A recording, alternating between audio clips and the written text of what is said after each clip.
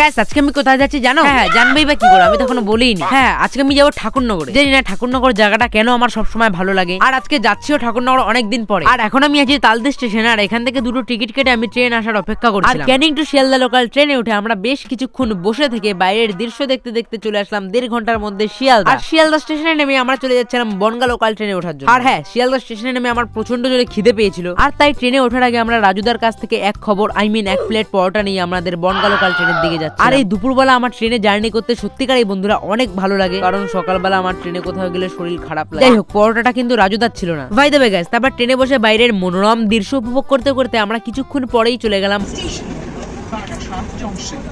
যাই হোক সবে তো বারাসাত জংশন আসলো, কিন্তু এখনো অনেক স্টেশন বাকি আছে, তাই বাইরের মনোরম দৃশ্য উপভোগ করা ছাড়া আর কোনো উপায় নেই। তারপরে 3.5 ঘন্টা জার্নি করার পর আমরা ফাইনালি নামলাম ঠাকুরনগর স্টেশন। তারপর ট্রেন থেকে নামার পর মামার স্কুটিতে করে আমি ফাইনালি চলে আসলাম মামার বাড়িতে।